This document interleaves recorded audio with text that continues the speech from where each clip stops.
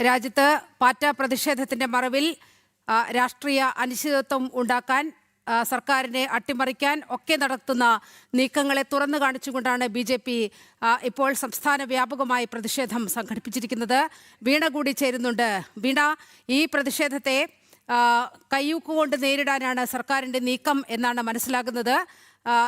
വലിയ രീതിയിൽ ജലപീരങ്കി പ്രയോഗിക്കുന്ന അവസ്ഥ ഉണ്ടാവുകയാണ്. എന്താണ് വിവരങ്ങൾ വീണ?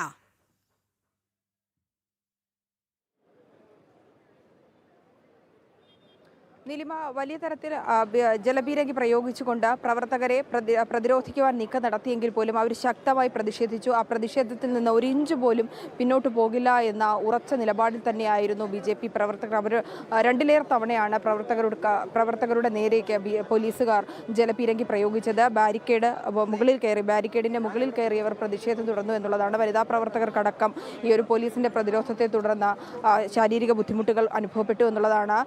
മഹിളാ മോർച്ച പ്രവർത്തകരെ അടക്കം ആശുപത്രിയിലേക്ക് മാറ്റി എന്നുള്ളതാണ്. വനിതാ പോലീസിന്റെ സാന്നിധ്യമില്ലാതെ പുരുഷ പോലീസ് വനിതാ മോർച്ച പ്രവർത്തകരെ കയ്യേറ്റം ചെയ്തു എന്നാണ് വനിതാ മോർച്ച പ്രവർത്തകർ ആരോപിക്കുന്നത്. ഒപ്പം തന്നെ ഈ പ്രതിഷേധത്തിനിടയിൽ പുരുഷ പ്രവർത്തകർക്കടക്കം നിരവധി പേർക്ക് ശാരീരിക അസ്വസ്ഥതകൾ അനുഭവപ്പെട്ടതിനെ തുടർന്ന് ആശുപത്രിയിലേക്ക് മാറ്റുകയും ചെയ്തു.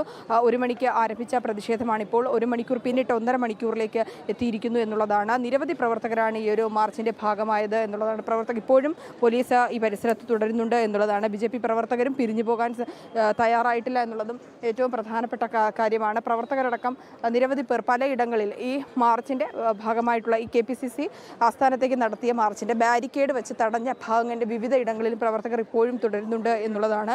ആ പ്രതിഷേധത്തിൽ നിന്ന് അവർ പൂർണ്ണമായും പിന്നോട്ട് പോയിട്ടില്ല എന്നുള്ളതും ഏറ്റവും പ്രധാനപ്പെട്ട കാര്യമാണ്. പോലീസ് ഉദ്യോഗസ്ഥരടക്കം ഇവിടെ ഇപ്പോഴും ഉണ്ട്. മാനവീയം വീഥിയിൽ നിന്ന് ആരംഭിച്ച പ്രതിഷേധമാണ്. കോൺഗ്രസിന്റെ അരാജകത്വം, വിദേശത്തായിരുന്ന രാഹുൽ ഗാന്ധി പ്രധാനമന്ത്രിയുടെ വസതിയിലേക്ക് നടത്തിയ മാർച്ചിന് പിന്നിൽ ഗൂഢലക്ഷ്യങ്ങളൊപ്പം തന്നെ തെറ്റായ സന്ദേശം നൽകി കലാപ നീക്കത്തിൽ നടത്തിയ കോൺഗ്രസിന്റെ ഒരു നീക്കത്തെ അത് തുറന്നു കാട്ടപ്പെടണം. സമൂഹത്തിന്റെ ശാന്തമായ അന്തരീക്ഷം തകർക്കുന്നതിന് ഇത്തരത്തിൽ അക്രമം അഴിച്ചുവിട്ടുകൊണ്ട് പ്രധാനമന്ത്രിയുടെ വസതിക്ക് നേരെ പോലും ഉണ്ടാകുന്ന ഇത്തരത്തിലുള്ള കലാപ നീക്കത്തെ അത് അംഗീകരിക്കാൻ കഴിയില്ല എന്നുള്ള ഉറച്ച നിലപാട് തന്നെയാണ് പ്രവർത്തകരുടെ ഭാഗത്തു നിന്നുണ്ടായത്. വനിതാ പ്രവർത്തകരടക്കം നിരവധി പേരാണ് ഈ ഒരു മാർച്ചിന്റെ ഭാഗമായതെന്നുള്ളതാണ്. ഡെപ്യൂട്ടി മേയർ അടക്കം, അതുപോലെ തന്നെ മേയർ അടക്കമുള്ള നിരവധി പേർ ഈ ഒരു മാർച്ചിന്റെ ഭാഗമായിട്ടുണ്ട്. കൗൺസിലർമാർ അടക്കമുള്ളവർ, തിരുവനന്തപുരം നഗരസഭയിലെ കൗൺസിലർമാർ അടക്കമുള്ളവർ നിരവധി പേർ ഈ ഒരു മാർച്ചിൽ പങ്കെടുക്കുകയും ചെയ്തു.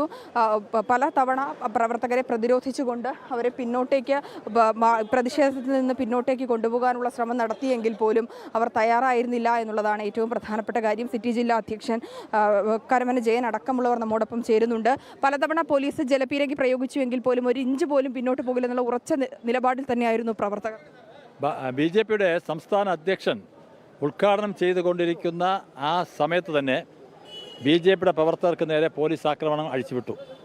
ഒരു വനിതാ നേതാവിൻ്റെ വജ്ജിലുള്ള ഒരു വനിതാ പ്രവർത്തകയെ ചെവിട്ടിലാണ് ഒരു പോലീസ് അടിച്ചിട്ടുള്ളത്. കൃത്യമായിട്ടും അവിടെ തുടങ്ങി കൃത്യമായിട്ടുള്ള ഒരു അജണ്ടയുടെ ഭാഗമായിട്ട് ഈ സമരത്തെ പൊളിക്കാനും ഈ സമരത്തിൽ പങ്കെടുത്ത പ്രവർത്തകരെ ആക്രമിക്കുക എന്ന ലക്ഷ്യത്തോടു കൂടി തന്നെ സംസ്ഥാന സർക്കാരിൻ്റെയും ആഭ്യന്തരമന്ത്രി രമേശ് ചെന്നിത്തലയുടെയും ഒത്താശയോടുകൂടി തന്നെയാണ് പോലീസ് ഇവിടെ നടത്തിയിട്ടുള്ള ആക്രമണങ്ങൾ.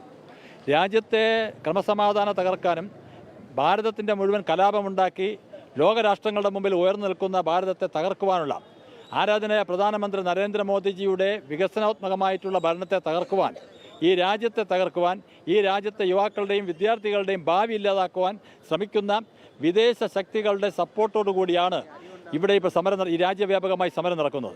അതിന് രാജ്യം വർഷങ്ങളോളം ഭരിച്ചിട്ടുള്ള ഇന്ത്യൻ നാഷണൽ കോൺഗ്രസിൻ്റെ നേതാക്കന്മാർ, രാഹുൽ ഗാന്ധിയും പ്രിയങ്ക അടക്കമുള്ള നേതാക്കന്മാർ അതിന് നേതൃത്വം കൊടുക്കുക എന്ന് പറയുന്നത് ഇന്ത്യൻ ജനത ഒരിക്കലും വച്ചു പൊറുക്കില്ല എന്നുള്ള കാര്യത്തിൽ യാതൊരു സംശയവും വേണ്ട.